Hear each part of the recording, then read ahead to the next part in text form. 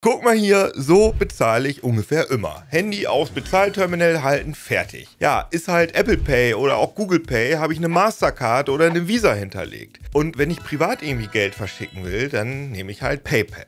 Die Wahrscheinlichkeit, dass ihr das auch macht, halte ich für ziemlich hoch. Das ist ja auch viel praktischer als Bargeld. Allein, dass man nicht mehr mit Wechselgeld herumhantieren muss und auch keine bazillenverseuchten Pinpads mehr anfassen muss, weil ja alles auf dem eigenen Smartphone passiert. Aber natürlich hinterlässt man damit auch eine fette Datenspur. Und an jeder Bezahlung von mir verdienen zum Beispiel Apple, Mastercard, Visa, PayPal mit alles US-amerikanische Unternehmen. Beides findet die Europäische Zentralbank nicht so super und will deshalb eine neue Zahlungsmöglichkeit einführen. Den digitalen Euro.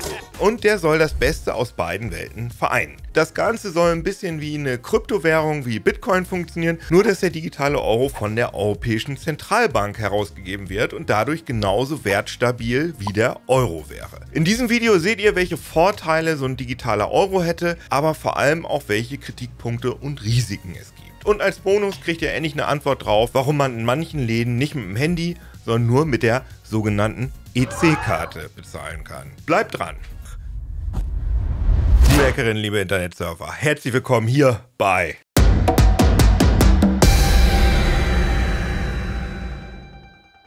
Also die Idee hinter dem digitalen Euro ist, dass er eine digitale Version des physischen Bargelds sein soll. Das bedeutet, dass er sich vom Geld auf unseren Bankkonten unterscheidet. Er ist also näher dran an den Geldscheinen, die wir im Portemonnaie haben, als am Geld, das wir auf unseren Bankkonten haben. Und trotzdem soll er das können, was das Geld auf unserem Konto kann. Warum ist das wichtig? Bargeld wird durch das Bezahlen mit Karte oder Smartphone und Online-Shopping zunehmend von privaten Zahlungsanbietern verdrängt. Große Tech-Konzerne verfügen über enorme Datenmarktmacht. Und das ist für die Europäische Zentralbank ein Dorn im Auge. Ganz einfach, weil sie befürchtet, als staatliche Institution ihren Einfluss zu verlieren. Eine der Hauptmotivationen für den digitalen Euro war damals Libra, also ein amerikanisch geführtes Konsortium, an dem auch die Facebook-Muttergesellschaft Meta beteiligt war. Und ja, das könnte für europäische Verbraucher und Verbraucherinnen tatsächlich unschön enden. Denn im Zweifelsfall entscheiden dann amerikanische Unternehmen darüber, was wir mit unserem europäischen Geld machen können. Klar, oft sind diese Zukunftsszenarien extrem pessimistisch und ein bisschen Aluhutmäßig, aber es gibt auch konkrete Beispiele für solche Probleme. 2010 waren über Visa und Mastercard zum Beispiel keine Spenden mehr an WikiLeaks möglich. Und auch PayPal hatte 2010 während einer Spendenaktion von WikiLeaks deren Konto für einige Tage gesperrt. WikiLeaks war also vom Mainstream-Zahlungsverkehr weitestgehend abgeschottet. Und auch dieses Open-Source-Hacking-Gadget Flipper Zero, über das wir ja schon mal Videos gemacht haben, da hat PayPal zeitweise Geld einfach eingefroren. Und das wäre mit dem digitalen Euro sehr wahrscheinlich nicht passiert. Ich sage wahrscheinlich, weil noch gar nicht final geklärt ist, wie der digitale Euro genau funktionieren soll. Das Projekt befindet sich seit November 2023 in der sogenannten Vorbereitungsphase. Die EZB und die EU-Kommission arbeiten also gerade die genauen Details aus. In etwa soll das aber so funktionieren. Stellt euch vor, ihr geht jetzt zu einem Geldautomaten und hebt 100 Euro ab. Dann habt ihr 100 Euro weniger auf dem Konto, aber 100 Euro Bargeld im Portemonnaie. Für einen digitalen Euro würde wahrscheinlich genau dasselbe gelten. Nur, dass ihr das Geld vom Bankkonto nicht als Bargeld abhebt, sondern es in digitale Euro umwandelt. Dafür bräuchtet ihr dann beispielsweise ein digitales Portemonnaie, also eine Wallet-App zum Beispiel auf eurem Smartphone, mit der ihr eure digitalen Euros verwaltet, zum Zahlen benutzt oder sie an Freunde schickt. Unklar ist zum Beispiel noch, ob es eine Obergrenze für digitale Euros geben soll und vor allem, wie hoch diese sein könnte. Aktuell sind etwa 3.000 Euro im Gespräch. Aber auch eine extra Karte für den digitalen Euro wäre denkbar. Inwiefern man beim digitalen Euro die Anonymität von Bargeld beibehalten wird, ist zurzeit auch noch unklar. Etwas klarer ist aber schon, wie die Sicherheit beim digitalen Euro gewährleistet werden soll. Die Europäische Zentralbank hat sich dazu nämlich schon viele Gedanken gemacht und favorisiert derzeit sogenannte Token. Ja, was bedeutet das? Jede Rechnungseinheit erhält einen kryptografisch abgesicherten digitalen Platzhalter. Stellt euch das vor wie das digitale Abbild einer 10-Euro-Banknote. So könnten Händler und Kunde über einen Zwischenhändler, einen sogenannten Intermediär, arbeiten, der jeweils nur die Zahlung validiert, aber nicht verrät, wer die Zahlung ausgelöst hat. Also diese Idee würde eine Abkehr von klassischem Kontodenken bedeuten und nicht nur technische, sondern auch rechtliche Fragen aufwerfen. Die wichtigste Frage dabei: Wer und was stellt sicher, dass kein digitales Falschgeld erzeugt wird? Ja, und daran wird halt gerade noch gearbeitet. Dieses Modell könnte aber auf jeden Fall für mehr Privatsphäre als jede andere digitale Zahlungsform sorgen. Unter Gesichtspunkten der Privatsphäre wäre nur ein reines Bargeldszenario noch diskreter. Ja, aber niemand glaubt wohl dran, dass wir einfach komplett wieder zu Bargeld zurückkehren. Das wird nicht passieren. Ja, und nach den Vorstellungen der EZB sollen Zahlungsdaten nur in dem Umfang gespeichert werden, den die Zahlungsabwicklung erfordert. Ja, was genau ist aber jetzt der Unterschied zwischen dem digitalen Euro und anderen digitalen Zahlungsmöglichkeiten wie PayPal oder Online-Banking? Neben dem Aspekt Einfluss von privaten Unternehmen und natürlich den Datenschutz auf einen klar kontrollierbaren europäischen Standard zu bringen, gibt es vor allem zwei Unterschiede. Der eine sind die Gebühren, die bei der Benutzung fällig werden. Zwar gibt es noch keine genauen Gebührenpläne, aber es gilt als ziemlich sicher, dass die Benutzung des digitalen Euros für Händler viel günstiger wäre als etwa eine Zahlung über Mastercard oder PayPal. Falls euch interessiert, was das für Händler konkret kostet und warum manche nur EC-Karten, also richtig Girocards, akzeptieren, das erkläre ich am Ende des Videos. So, genau, der erste Unterschied zwischen digitalem Euro und sagen wir mal Visa-Karte liegen in den Gebühren. Der zweite liegt in der Art des Geldes, Zentralbankgeld oder Giralgeld. Für Privatleute gibt es Zentralbankgeld bislang nur als analoges Bargeld, also Papier und Münzen. Wer allerdings über Banken und Payment Services zahlt, nutzt Giralgeld. Das ist Buchgeld der Banken, die davon mehr erzeugen, als sie selbst an Zentralbankgeld halten. Das ist also zumindest in der Theorie unsicherer. Der digitale Euro ist Zentralbankgeld in digitaler Form und somit so sicher wie Bargeld. Für die meisten Menschen wird das in ihrem täglichen Leben jetzt aber keinen wirklichen Unterschied machen, schon allein, weil Banken in Deutschland verpflichtet sind, Einlagen bis 100.000 € abzusichern. Es gibt aber eine große Frage. Werden Verbraucherinnen und Verbraucher, Händler, Unternehmen und die Euro-Mitgliedstaaten selbst den digitalen Euro überhaupt akzeptieren? Die EU-Kommission hat da schon mal einen Plan. In ihrem Richtlinienentwurf vom Juni 2023 steht, dass der digitale Euro neben Bargeld ein weiteres verpflichtendes Zahlungsmittel werden soll. Das heißt, Unternehmen und offizielle Stellen müssen ihn grundsätzlich als Zahlungsmittel akzeptieren. Sowohl online als auch im Laden um die Ecke. Das Problem, das gilt auch für Bargeld und da reicht es aktuell einfach einen Aushang im Kassenbereich zu haben, dass Bargeld nicht akzeptiert wird und nur Kartenzahlung möglich ist. Das gleiche könnte der Einzelhandel dann auch einfach mit dem digitalen Euro machen. Da sind die niedrigeren Gebühren für Händler wahrscheinlich der größere Anreiz, den digitalen Euro zu akzeptieren. Es geht beim digitalen Euro aber nicht nur um das Bezahlen in Geschäften oder Online-Shops. Damit könnten auch Zahlungen zwischen Maschinen einfacher werden. Stellt euch vor, euer Auto bezahlt die Parkgebühr, das Tanken oder die Maut quasi im Vorbeifahren. Das wäre einfacher, weil die EZB plant, Grundfunktionen des Zahlungsverkehrs kostenlos anzubieten. Das bedeutet, dass Unternehmer und Geschäftsinhaber bei Kleinstbeträgen, den sogenannten Micropayments, keine Gebühren mehr zahlen müssten. Damit würde eine große Hürde beim bargeldlosen Bezahlen verschwinden. Die Parkgebühr im Parkhaus, das einzelne Brötchen oder der einzelne Internet-Nachrichtenartikel für wenige Cent könnten also ohne